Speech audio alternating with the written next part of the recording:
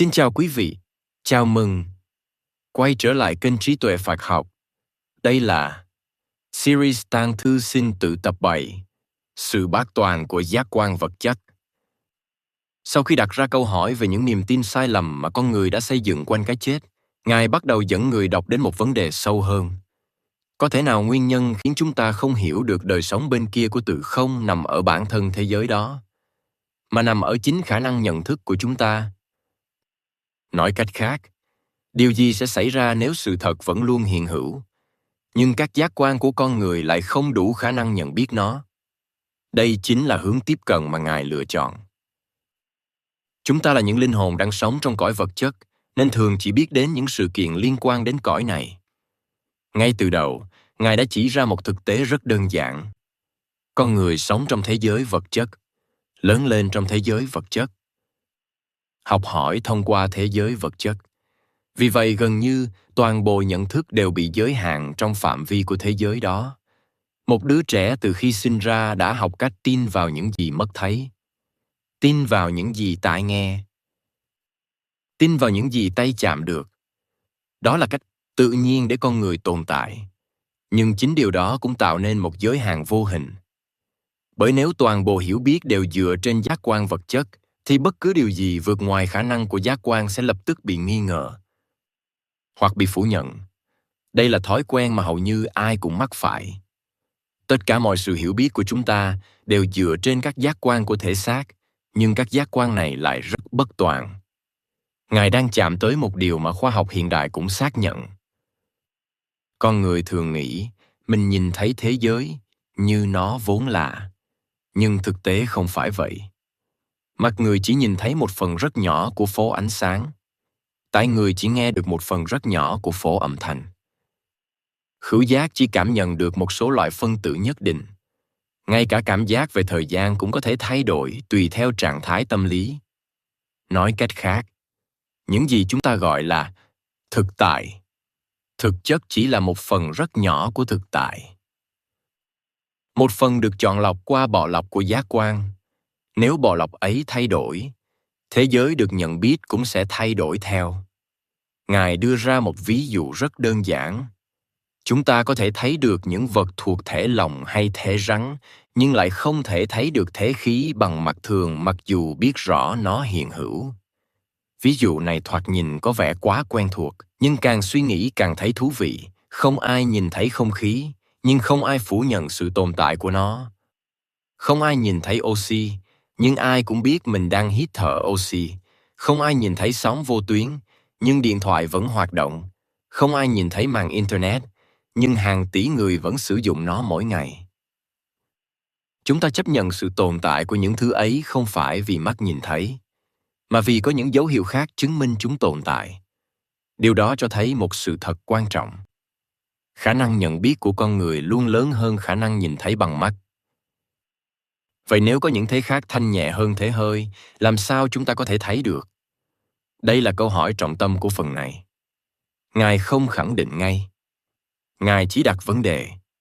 Nếu ngay cả không khí còn không nhìn thấy được, nếu rất nhiều dạng năng lượng còn không nhìn thấy được, thì liệu có hợp lý hay không khi cho rằng bất cứ điều gì mắt không thấy đều không tồn tại? Ngài đang buộc người đọc đối diện với một giới hạn trong tư duy. Đó là đồng nhất cái thấy với sự thật. Nhưng lịch sử khoa học đã nhiều lần chứng minh rằng cái thấy chỉ là một phần rất nhỏ của sự thật. Trước khi kính hiển vi được phát minh, con người không biết vi khuẩn tồn tại. Trước khi kính thiên văn xuất hiện, con người không biết vũ trụ rộng lớn đến thế nào. Sự thật không xuất hiện khi con người phát hiện ra nó. Nó đã tồn tại từ trước, chỉ là con người chưa đủ khả năng nhận biết. Tuy nhiên, ta không thể kết luận rằng vì không thấy được nên chúng không hiện hữu. Đây có lẽ là câu quan trọng nhất của toàn bộ chương, và cũng là nền tảng cho mọi điều Ngài sẽ trình bày sau đó. Nếu bỏ qua câu này, người đọc sẽ không thể tiếp nhận bất cứ điều gì về cõi giới bên kia, bởi tâm trí sẽ lập tức phản ứng. Tôi không thấy nên tôi không tin. Nhưng Ngài đang chỉ ra rằng đó không phải là một lập luận khoa học. Đó chỉ là một phản ứng của thói quen. Khoa học chân chính không nói tôi không thấy nên nó không tồn tại. Khoa học nói, tôi chưa thấy, nên tôi tiếp tục quan sát. Đó là hai thái độ hoàn toàn khác nhau. Một bên đóng lại cánh cửa khám phá, một bên mở ra khả năng tìm hiểu. Ngài tiếp tục đưa người đọc đến một hướng tiếp cận khác. Người phương Đông đã thấu suốt điều này từ lâu qua các công phu tu luyện đặc biệt. Điều đáng chú ý là Ngài không xem tâm thức chỉ là một đối tượng để suy nghĩ. Ngài xem nó là một khả năng có thể rèn luyện, giống như cơ bắp có thể luyện tập, giống như trí nhớ có thể phát triển, giống như khả năng tập trung có thể được nâng cao. Theo Ngài, nhận thức của con người cũng có thể được mở rộng. Nhưng điều đó đòi hỏi sự thực hành, không phải niềm tin, không phải cầu nguyện, không phải tưởng tượng, mà là sự rèn luyện nội tâm. Người nào biết rèn luyện tinh thần, biết cách phát triển các giác quan của tâm linh, thì họ sẽ có các quyền năng về tinh thần. Khi đọc đến đây, nhiều người dễ liên tưởng đến những điều huyền bí. Nhưng nếu nhìn dưới góc độ Phật Pháp, ý nghĩa sâu xa hơn nằm ở khả năng nhận biết. Một người bình thường bị cảm xúc chi phối liên tục. Họ nhìn thế giới qua tham ái, qua sợ hãi, qua thành kiến, qua ký ức, qua bản ngã. Nhưng một người có công phu tu tập sâu sắc sẽ bắt đầu nhìn thấy những tầng vận hành tinh tế hơn của tâm thức, thấy được nguyên nhân của đau khổ, thấy được sự sinh khởi của vọng niệm, thấy được tính vô thường của mọi hiện tượng. Đó cũng là một dạng thầy vượt ngoài cái thấy thông thường. Người Tây Tạng gọi quyền năng này là than nhãn hay con mắt thứ ba. Nhiều người khi nghe đến con mắt thứ ba thường nghĩ đến một năng lực siêu nhiên nào đó. Nhưng nếu đọc kỹ toàn bộ mạch văn, có thể thấy điều Ngài muốn nói không phải là phép màu. Ngài đang nói về một khả năng nhận biết rộng hơn giới hạn của giác quan vật chất. Một khả năng mà theo các truyền thống tu tập lâu đời, con người vốn có nhưng chưa khai mở. Giống như một người sinh ra với đôi mắt nhắm nghiền, không phải vì thế giới không có ánh sáng, mà vì họ chưa mở mắt. Sách vở huyền môn Tây Tạng nói rõ rằng thế tinh thần có những giác quan tương ứng với thể xác, nhưng bao hàm một giới hạn bao la, rộng rãi hơn nhiều.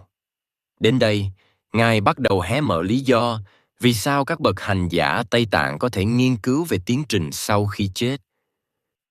Không phải vì họ đoán, không phải vì họ tưởng tượng, mà theo cách nhìn của họ. Đó là kết quả của một quá trình quan sát tâm thức kéo dài qua nhiều thế hệ. Giống như nhà khoa học nghiên cứu thế giới vật chất bằng kính hiển vi. Các hành giả nghiên cứu nội tâm bằng sự tỉnh thức và thiền định. Dĩ nhiên, người đọc có thể đồng ý hoặc không đồng ý với kết luận đó. Nhưng điều quan trọng là hiểu được logic mà Ngài đang xây dựng. Rằng có thể tồn tại những phương pháp nhận thức khác ngoài 5 giác quan thông thường. Và từ tất cả những lập luận ấy, Ngài đi đến một kết luận rất quan trọng. Chết không phải là sự chấm dứt của kiếp sống, mà chỉ là một bước đi từ giai đoạn sống này qua giai đoạn sống khác. Xác thân chỉ phục vụ tinh thần và là một phương tiện để liên lạc với cõi trần. Nếu không có xác thân, phần tinh thần không thể liên lạc hay tác động trực tiếp lên cõi trần được. Đây không phải là kết luận được đưa ra một cách đột ngột. Ngài đã chuẩn bị cho nó từ đầu chương. Nếu giác quan vật chất có giới hạn, nếu thực tại rộng lớn hơn những gì mất thấy, nếu nhận thức có thể được mở rộng, nếu con người không chỉ là thân xác, thì cái chết không nhất thiết phải là sự kết thúc. Nó có thể chỉ là sự kết thúc của một phương thức tồn tại. Giống như hoàng hôn không phải là sự kết thúc của mặt trời, mà chỉ là điểm cuối của một góc nhìn. Và từ đây, Ngài sẽ dẫn người đọc đến một ý tưởng còn sâu sắc hơn nữa. Rằng người mà chúng ta cho là đã đi xa, thực ra có thể chưa từng rời khỏi chúng ta như ta vẫn tưởng. Phần kế tiếp, người quá cố chưa từng đi xa, là đỉnh điểm cảm xúc của chương này. Ở đó, Ngài sẽ gồm toàn bộ các luận điểm trước. Bộ y phục, giới hạn giác quan, các cõi giới cùng tồn tại, để đi tới thông điệp an ủi lớn nhất dành cho người đang chịu nỗi đau tự biệt. Xin cảm ơn quý vị đã đồng hành cùng kênh Trí Tuệ Phật Học. Xin chúc quý vị luôn mạnh khỏe, an nhiên giữa đời thường. Hãy nhấn like và subscribe kênh để không bỏ lỡ những nội dung hữu ích tiếp theo nhé.